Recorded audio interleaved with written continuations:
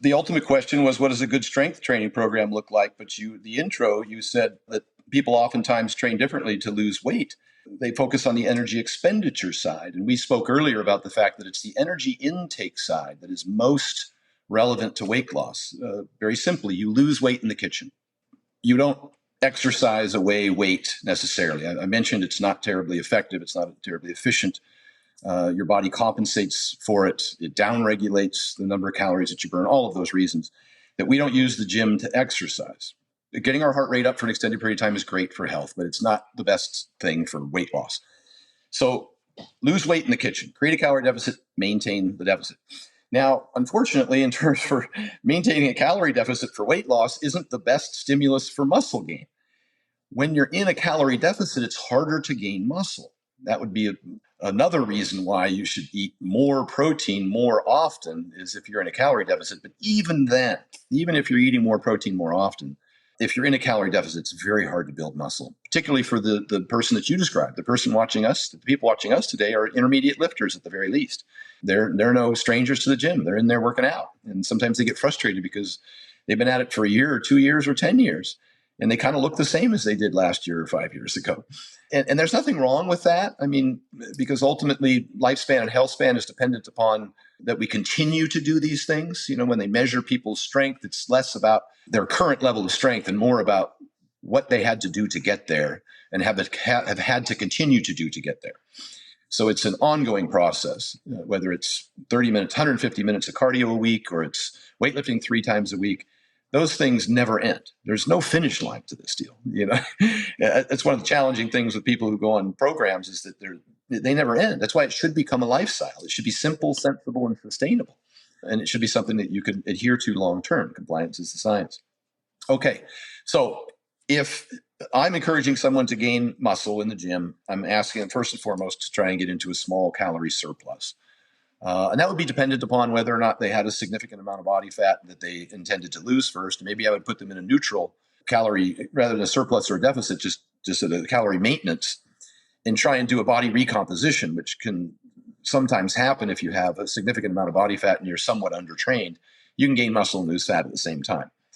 The less fat you have to lose and the more experienced you are, the less likely it is you're going to gain muscle in a calorie maintenance. So put you in a slight calorie surplus. And 300 or 500 calorie surplus is just as good as a 1,500 calorie surplus, probably better, because you won't gain as much fat. And so don't think that just because you eat more calories, you're going to gain more muscle, because the limiting factor there is physiologically, you just can't build muscle that fast. I don't care how hard you train and how much you eat. That process is laborious and it takes time. So be patient, be consistent, be persistent. Get into a small calorie surplus, get sufficient protein, about 1 gram a day, get 4 evenly spaced meals a day would be my recommendation.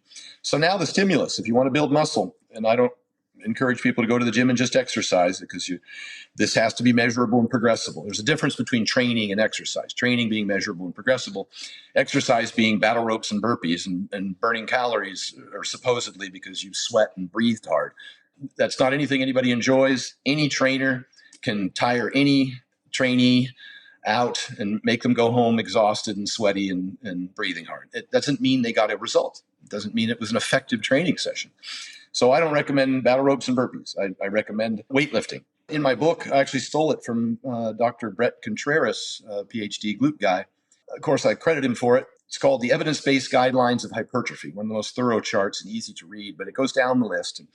First and foremost is frequency. Most people should train each body part twice a week. Now, whether you do a full body Monday and a full body Friday, or you do a upper Monday, lower Tuesday, upper Thursday, lower Friday, doesn't matter. Okay, training every body part twice a week, mainly because you want to train your body part and give it about 2 to 3 days to rest and then train it again. If you give it a full week or 10 days, you may stimulate a little bit of growth, but then that might also, in detraining, it might also decline over the course of the time that you've been away from training. So the idea is just to keep tacking on these little bouts of stimulus so you can continue to grow. So about twice a week per body part. The split I really set up based on somebody's personal schedule. If you're a busy individual, you're going to be able to go to the gym less. Then I'm going to have you do a full body workout, Monday and Friday. I get people who work a ton of hours during the week. I might have them go in Wednesday night and do a really quick full body workout, or Wednesday morning early, and then have them do their longer, harder sessions on the weekend, Saturday and Sunday, when they're well rested, well fed. And some people who want to train even more, I might have them split chest in the morning on Saturday, back at night on Saturday night, quads in the morning on Sunday, and hamstrings at night on Sunday night. And then Wednesday is a full body workout, just to keep the progress going. So that'd be how I would design something for a busy professional.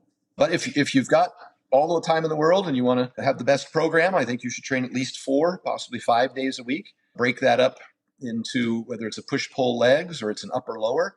But now we have to talk about what's the most sufficient training to stimulate growth. You can build just as much muscle lifting heavy weights for 5 reps as you can, lifting a medium weight for 12 reps as you can, lifting a lightweight for 20 to 30 reps, so long as they're to within a rep of failure. That's what we call intensity. The heavier weights, obviously, you're going to get stronger because strength is specific. It has a nervous system component, but strength doesn't drive hypertrophy. So you could lift a lighter weight for 12, 15 reps. And the heavier weight, you might incur more fatigue and potentially increase your susceptibility or exposure to injury. And so those are all considerations to have if you want strength as opposed to size. When I train MMA athletes, UFC athletes, I have them do heavier loads. I don't want to build muscle. I don't want to add weight to an athlete that's trying to cut weight. I want to keep them in their weight class, but I want them to be strong. And strength doesn't require hypertrophy. It can help. A larger muscle can become a stronger muscle. And I've gone from obviously up through the weight classes all the way to 275 and 308 over the years. And Eddie Cohn started at 165 and ended up at 242. So yes, building muscle, you can obviously gain weight and gain strength over the years. So you have to be within a rep or two of failure. That's what's really important. Now, we used to believe, and this research is still evolving, Brad Schoenfeld's work from 10 years ago is different than it is from last week and last year. We used to believe there were 3 components to building muscle. It was mechanical tension, and that's just putting a weight and moving it through range of motion. Metabolic stress, and that's, if you do a bunch of reps and you get the pump. We believed that those metabolite, all the testosterone and growth hormone and all those other things that would accumulate as a result of doing, Arnold talked about the pump, right? We believed that metabolic stress was a muscle builder, particularly because 20% of muscle is water, or 70% of muscle is water, but 20% of the muscle is sarcoplasm, which is just fluid. So we believed that metabolic stress. And then muscle damage. We thought that, when you damage the muscle, its recovery causes it to get stronger. We now believe that almost 100% of the stimulus comes from the mechanical tension. It comes from lifting the weight. The metabolic stress component has recently been challenged. It seems that metabolic stress and muscle damage are passengers, that if you train hard enough to get a sufficient stimulus to grow, and you're within a rep or two of failure, you're probably going to get a pump, and you're probably going to do some damage. But those aren't the drivers of the growth. Those are passengers. And so we'll stay focused on mechanical tension.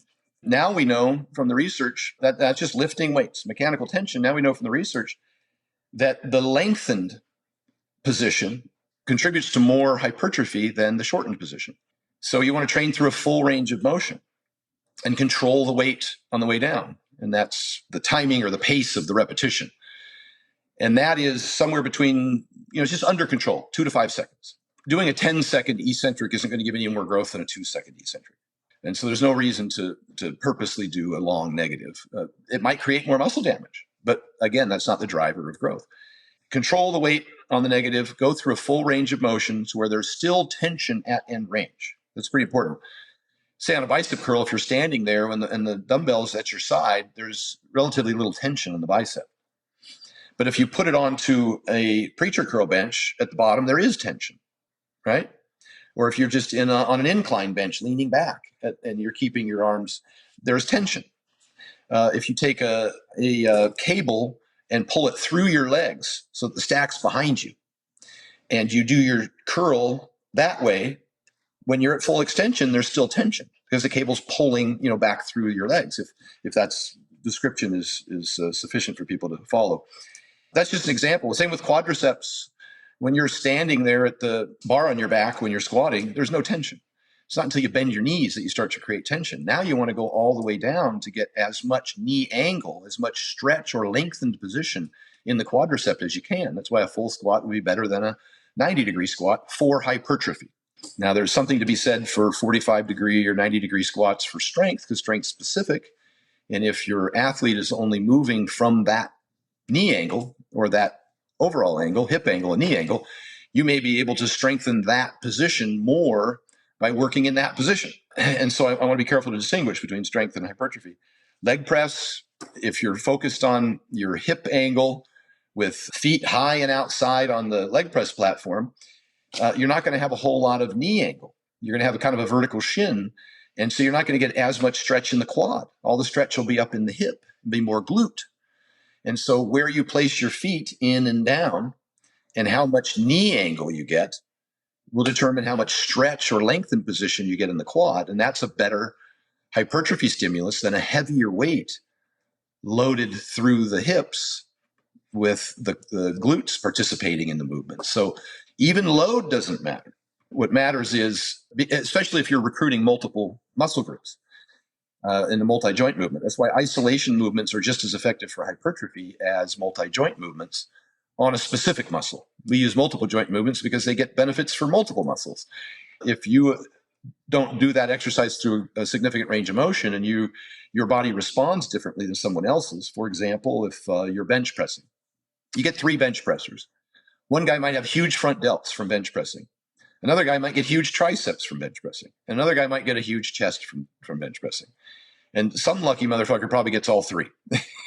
But I'm not that guy. I got big front delts from bench pressing. I didn't necessarily get big triceps or chest from bench pressing. So when I worked with Flex Wheeler, he took me off of bench pressing because I already had huge front delts, and that's what the bench press did for me. And so he would put me onto dumbbells and make me bring my sternum up and drop my shoulders back and get my elbow really deep and wrap my pec around my rib cage to get a full stretch. And I got more volume in my chest than I'd ever gotten from over 20 years of competing in 6 months of training with Flex. And just because he made me utilize an exercise that more specifically benefited my chest. And so he did the same thing. He wouldn't let me squat. He took me to the leg press, feet in and down, huge knee angle. I went from 12 plates on a side to 6 plates on a side. It's humiliating, but eventually that 6 plates on a side, week after week after week, with the feet in and down and the knee bend and the greater range of motion and more stretch, that started going up to 7 plates, 8 plates, 9 plates, 10 plates over time. And my legs grew. And I had the most quad volume that I'd had in over 20 years of competing from training with Flex and isolating and using less weight, the quad muscles. So range of motion is on there. We talked about tempo, 2 to 5 second rep. We talked about frequency, twice a week. We talked about volume. So volume, now you've got folks out there now kind of with the Dorian mindset that you only need a couple sets per workout. Mike Israetel promotes about 5 to 10 sets per workout, per body part. I've settled in on about the 6 range. I don't like doing 4 sets of 10. I would rather do 2 sets to damn near failure and then go pick a different exercise and work the muscle from a variety of different angles. Because I believe people save themselves. If you know you're going to have to do 4 sets of hack squat, what's the likelihood you're going to invest everything into the first set? And I'll use incline dumbbell press as an example. Lots of people go to the gym, get on the incline, they'll grab the 60s and do 10 reps. Then they'll grab the 70s and do 10 reps. Then they'll grab the 80s and they'll do 10 reps. Then they'll grab the 100s and they'll knock out their top set, and they might be able to get 7, and their spotter helps them with a couple of reps. You didn't do 4 sets. You did 1 set. If the 60s, you could have done 20 reps. That's not a sufficient stimulus. So don't think about it just in terms of crossing T's and dotted I's and volume. But is that specific set, is that pretty close to failure? It doesn't have to be failure. I gave the example of your spotter helps you with a rep. It doesn't have to be failure. You can get just as big a stimulus by leaving 1 or 2 reps in the tank. You have to have worked hard, and don't use junk volume, and don't pre-exhaust your top set with 10, 10, 10 working up the rack. I would rather do 2, 2, 2 as far as warm-ups go, and then do 2 sets of the 100s. And those I think are more effective sets. And then pick a different exercise. or 2 different exercises. But I do about 6 sets. I'll do maybe 2 sets of 3 different exercises that way. I might squat first and then do a hack squat and then do a leg extension. Even with squats, I only do them because I love them, not because I think they benefit the muscles that I need the most work on. And so you have to be cautious, what you select. And so, frequency, volume, load, we talked about, tempo, range of motion, the exercises that you pick, generally the multi-joint movements you do first in the workout and do the smaller joints later. Rest periods. How important is this? And this goes to what you said. A lot of people go to the gym and try and burn calories. And so they're running through their workout with short rest periods, these little 30-second rest periods. It's like a CrossFit workout. Not the best stimulus for growth. Schoenfeld did another study. He showed 1-minute rest periods compared to 3-minute rest periods. The 3-minute rest period people had greater hypertrophy growth.